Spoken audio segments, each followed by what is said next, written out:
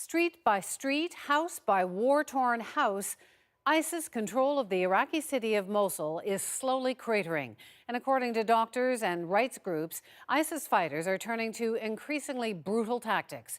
Now, soldier and civilian alike face not just snipers and suicide bombs, but chemical weapons too. Rebecca Collard has the story. Yasser Hamid is one of the victims of the latest atrocity against civilians in Iraq. 4 days ago, his home was hit by a suspected chemical weapons attack. His 10-year-old brother, Thaer, recalls what happened. My brother was inside the house and I was on the rooftop, and my sister was on the staircase, he says. We heard a bang in the street and then something hit the house. Then it collapsed. According to the United Nations, 12 people are now being treated for chemical exposure, some in this hospital in Erbil, 100 kilometers from Mosul. The International Committee of the Red Cross is treating the victims. We're not aware yet what chemicals were actually used, but this is being investigated further.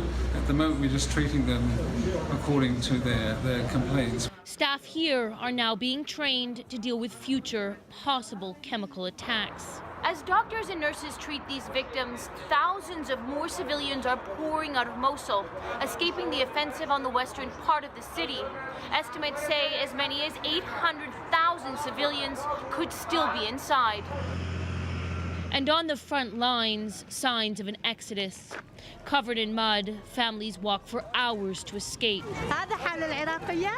It's very dangerous, muddy and crowded. Some people lost their children, says Ibrahim. We left our houses and everything behind. We fled only with the clothes on our back.